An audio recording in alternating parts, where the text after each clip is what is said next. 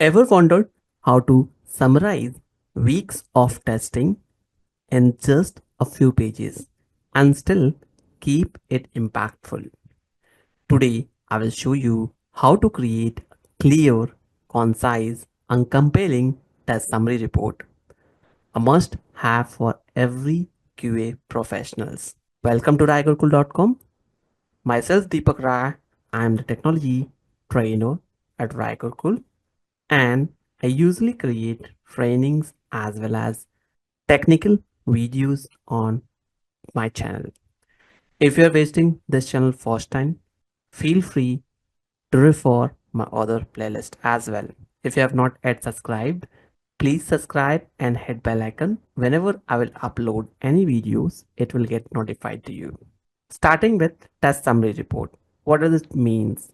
What it contains? Whenever a QA professionals or software testing team will perform any testing, they have to prepare a detailed summary of what they did, what went well, what was the issues reported, as well as which all test cases they have executed for that particular release, which is called as test summary report, where in the summary report, it will contains defect density, defect distributions, what all defects they found when they started, ending of the testing, testing objectives, key findings, recommendations, final conclusions, test execution status, as well as detailed dashboards. By looking at the test summary report, the superior or test manager or even other stakeholders will get to know what testing team does and how good the product is in shape. We'll show you how we can create this summary report from scratch. If you don't know about software testing concept, or if you're learning these software testing manual as well as automations tool, feel free to refer my complete software testing playlist. If you want training from me, reach out to me either via comment or by using my email ID. We'll be happy to connect to provide the training on software testing. We'll use Excel file where we'll define the company name. If you have your company logo, whichever company ABC, XYZ, whichever companies you are working on it, you can provide the logo. It will look professional. Below to that, you can provide what is this for? What is the purpose of this Excel sheet? The title. In this case, we wanted to have defects, total defects, which is reported for particular projects. You can project name here and which all test cases we have performed, total number of tests cases which we did, we will add it.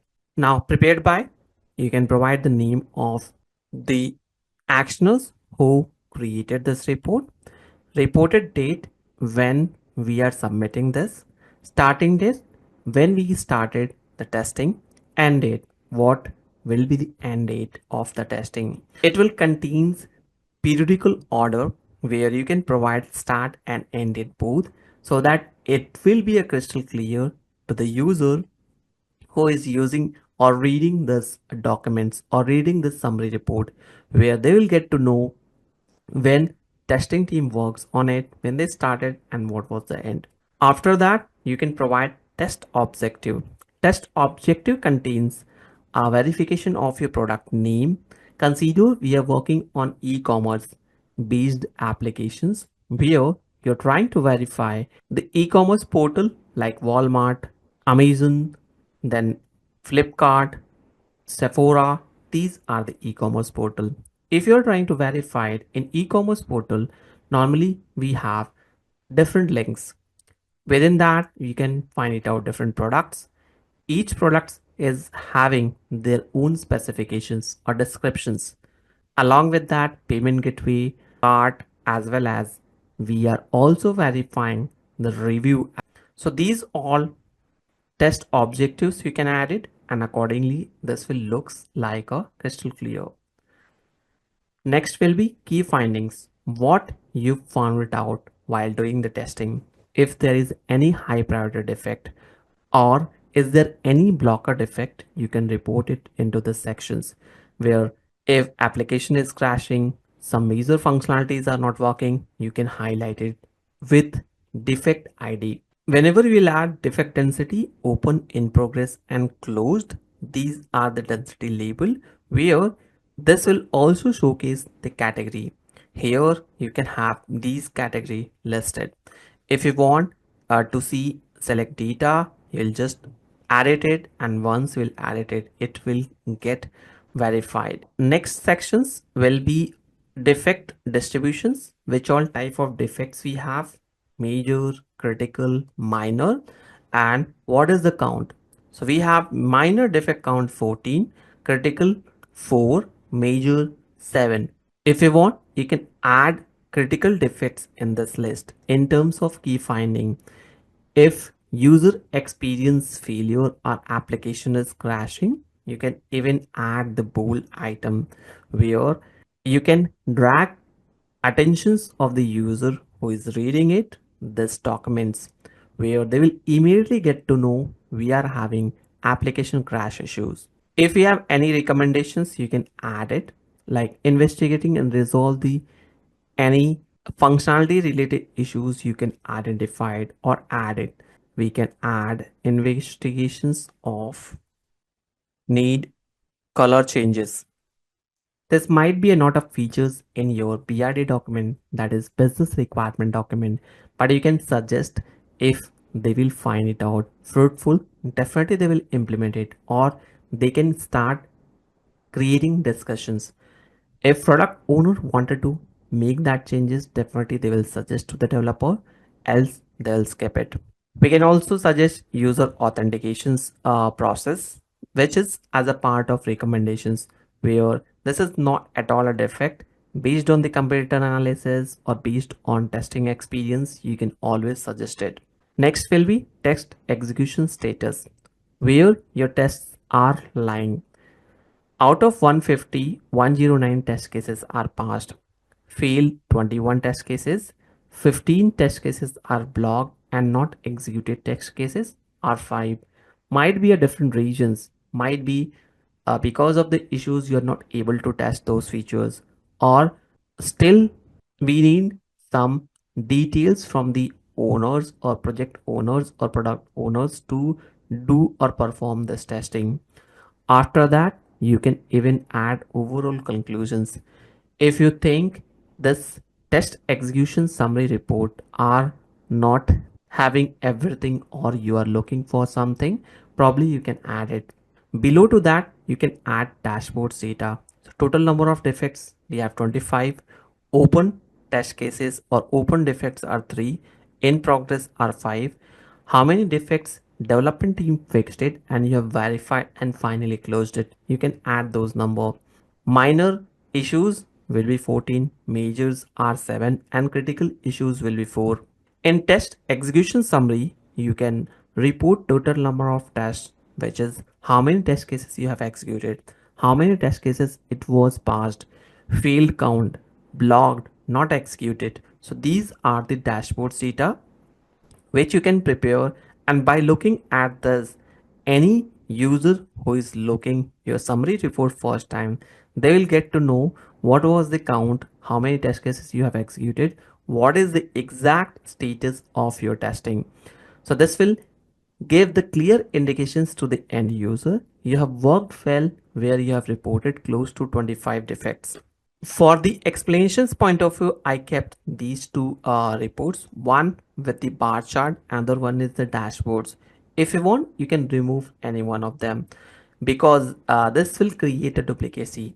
If you want, you can create a chart or you can create this total test execution summary. Below to that, if you want, you can include defect tracking data, which involves the entire defects, which includes defect ID, defect descriptions, and if you have any other data pointers, you can add it. What was the status, defect severity, owner and remarks if we have anything. This will showcase If any user wanted to have a look on those defects, they will just click on this and it will directly navigate it to the defect itself, or they can high level view the defect details from this summary report itself. So this will give the detailed indications or detail about what all defects you have reported, what will be the status of it, what was the severity and priority of the defects, and what is the final remarks, who is owning that defects. Everything will be included here. And next is text executions data. When we are working on the summary report, whatever test case says we have used, it will be included. If you are using completely the Excel file, you can attach detailed test case in next sheet. Else you can just create traceability matrix in this. If you don't know about the traceability matrix, I've already created one videos on traceability matrix. Feel free to refer from my software testing playlist. Now, questions for you is, how do you currently prepare your test summary reports? If you have any better ways where you wanted to share with our viewers, feel free to add in the comment sections. If you have any questions related to test summary reports, feel free to add in the comments as well. And apart from that, if you use any tool, what tools do you use to generate your testing reports? Either Excel, Jira, J4, or any other test case management tool. Feel free to add with some details which will help to other user as well. Coming back to the topic where we were discussing about test execution report. As I mentioned, either you can create traceability matrix where it will have the links or reference of your test cases. Else, if you wanted to add, you can add the test case sheet in the next sheet. And here you can just keep high level overview of your test cases, which include your number of or count of the test cases, what was the status, expected results, and test steps are not required, but that you can include into the next sheet. And when you are adding in next sheets, you can add these details like test case ID, date, descriptions, test steps, expected results, actual results, execution status, tested by and remarks. I'm expecting you already aware of these terminologies because you are the tester where you're watching this for creation of test summary report. If you don't know about these terminologies, feel free to reform a complete software testing playlist. I have covered almost all the topics which is mandatory for software testing resources. If you want the sheets in your email ID, comment your email ID in the comment sections. We'll be happy to share with you. Once you have attached all the test case details, your summary is completed. You can even add more attractive charts or dashboards into your summary report. But pro tips are, keep simple, clear, and when you are adding the details, make it more descriptive in terms of informations. Like when you're adding defects, add the defects ID or link as well.